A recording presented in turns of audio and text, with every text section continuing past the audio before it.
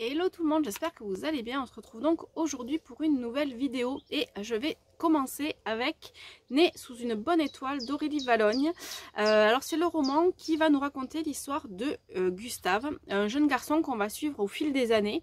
Alors Gustave, il est hyper excité d'aller à l'école, il a hyper envie d'apprendre et tout ça, sauf que petit à petit, il se rend compte que en fait l'école n'est pas vraiment pour lui. Où lui n'est pas vraiment pour l'école. Il se pose énormément de questions, il a envie de bien faire et tout ça, mais son attention n'est pas forcément focalisée en permanence sur ce que la maîtresse raconte, et forcément, il va passer pour le petit turbulent, le petit qui n'écoute rien, le petit qui est bête. Alors que chacun a une intelligence qui lui est propre. Et donc Aurélie va nous raconter cette histoire au fil des ans, les combats de sa mère pour qu'il s'en sorte, pour qu'il soit accepté, son amitié avec un autre garçon qui a aussi un petit peu de mal, et la rencontre avec une maîtresse qui va vraiment changer les choses, avec des profs qui vont faire évoluer. Et tout ça est vraiment hyper bien écrit, décrit. On est pris par l'histoire de Gustave. On en a parfois les larmes aux yeux, très souvent les sourires aux lèvres. Et franchement, j'ai trouvé ça... Alors moi qui n'ai pas d'enfant, c'est vrai que je ne peux pas me mettre vraiment à la place des parents. Mais j'ai quand même été énormément touchée par ce jeune garçon qui... c'est pas qu'il soit différent, mais...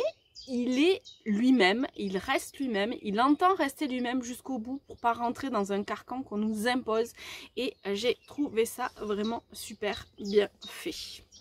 Ensuite, je vais vous parler d'un roman qui fait énormément parler de lui en ce moment. Mon vernis n'est pas assorti à la couverture, mais c'est pas grave. Donc, c'est le tome 0 d'Hunger Games, donc La balade du serpent et de l'oiseau chanteur de Suzanne Collins. Alors, si je dis 0, c'est parce que ce roman se passe bien des années, donc 64 en l'occurrence, avant le premier tome d'Hunger Games, puisque on va vivre l'histoire de Coriolanus Snow. J'ai prononcé une fois le prénom, mais je ne le reprononcerai pas. Je vais l'appeler Snow, hein, ça sera aussi simple. Donc forcément, si vous avez lu Hunger Games, vous connaissez Snow. Si vous n'avez pas lu encore, honnêtement, commencez par celui-là, parce que du coup, je pense que ça vous fera avoir une vision totalement différente de la trilogie. Et donc, on va...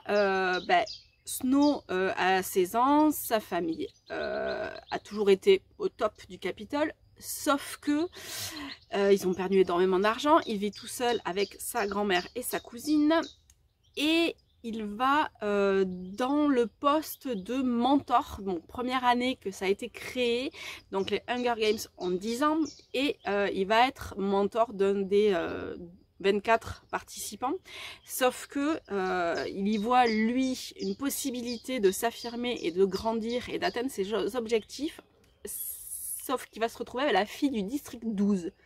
Autant dire celle qui a le moins de chances de gagner, puisque ceux des districts 1, 2, 3 s'entraînent quand même pas mal et tout ça. Celle du district 12, puis en plus elle est un peu folklore.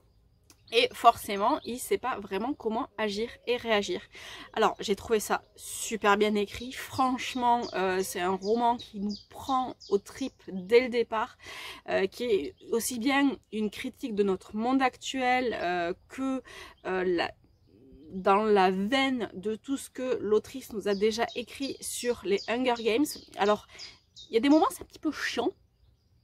Voilà, parce que justement, en fait, les Hunger Games, personne ne les regarde, personne ne s'y intéresse, et ils vont chercher à dynamiser tout ça. Et Snow va, lui, essayer de gagner pour redorer un petit peu le blason de sa famille et retrouver la place qu'il estime lui être due. Donc on va vivre tout ça avec lui. Alors c'est quand même un roman qui fait 600 pages, mais... alors si le début est un peu lent, le reste on ne va pas passer parce qu'on va vivre plusieurs moments très différents. Et honnêtement, il y a des moments où je l'ai presque aimé parce que il nous touche. Mais en même temps, c'est celui qui va devenir après. Et c'est pour ça que je disais, si jamais vous avez l'occasion de le lire avant de lire les 3 tomes d'Hunger Games, foncez. Parce que je pense que vous ne serez vraiment pas déçus. Ensuite, je vais vous parler donc du premier tome de Iscari de Kristen Ciccarelli. Oui, c'est ça, Ciccarelli. Donc, on va découvrir Asha, notre héroïne qui a vécu un drame quand elle était plus jeune et qui n'a plus qu'une idée en tête, faire plaisir à son père en tuant tous les dragons de leur monde. J'ai trouvé ça vraiment super bien fait. Ce premier tome est passionnant. Forcément, il y a des dragons. Il y a une héroïne qui ne se laisse jamais faire, même si elle se retrouve à devoir accepter, on va dire, la position que son père estime qu'elle doit avoir, sauf que elle n'est pas tout à fait d'accord. Elle va se battre pour ses convictions et honnêtement j'ai trouvé ça super bien fait de la première à la dernière page.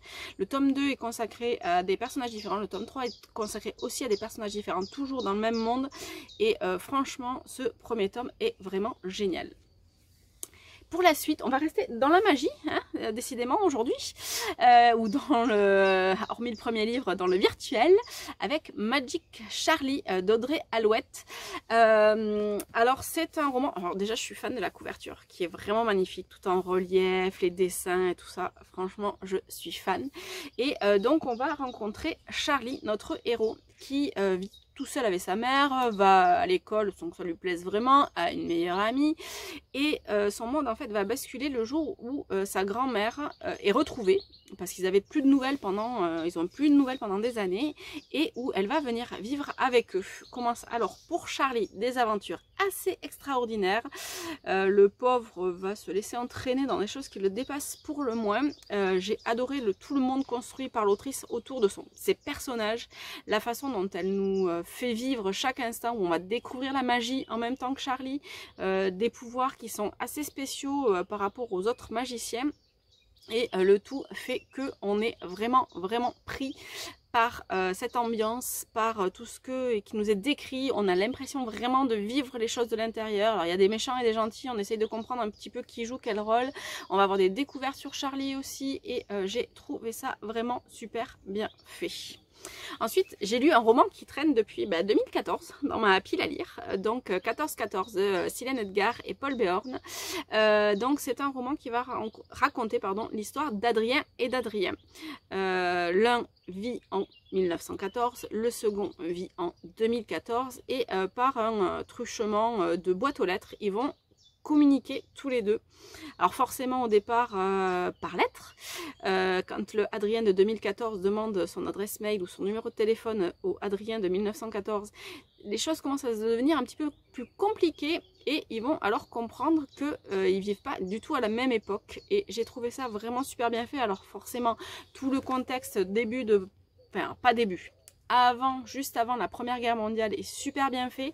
Le Adrien de 2014 va chercher à comprendre ce qui s'est passé réellement à l'époque parce que c'est vrai que jusque là il est plutôt pas très bon élève, l'école le fait chier clairement. Il va aller vraiment au bout des choses, faire des recherches, en apprendre davantage.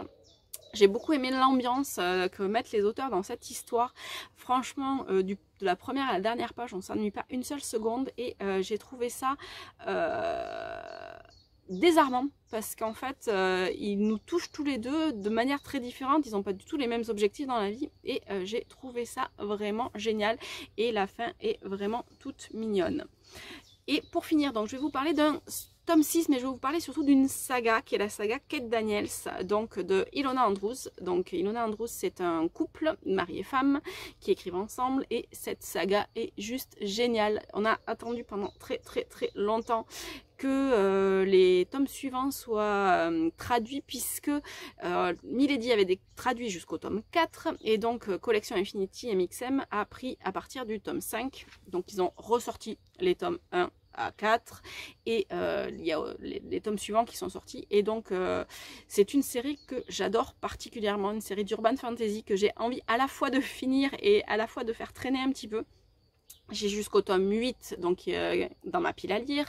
Les tomes 9 et 10 devraient arriver et c'est une série qui me tient particulièrement à cœur pour Kate, pour Curran, pour tout le monde parce que ils sont vraiment géniaux. C'est une histoire de famille, c'est une histoire d'entraide, c'est une histoire de différence aussi et on est vraiment pris dès les premières pages dans cette saga. Alors le premier tome est un peu long à se mettre en place, le temps vraiment qu'on comprenne tech, non-tech, tout ça, mais honnêtement, si vous n'avez pas encore découvert cette saga, foncez. Donc les 8 premiers tomes sont édités chez AMXM, sont disponibles sur leur site internet ou en numérique ou en papier, comme vous le préférez. Et honnêtement, foncez parce que c'est génial.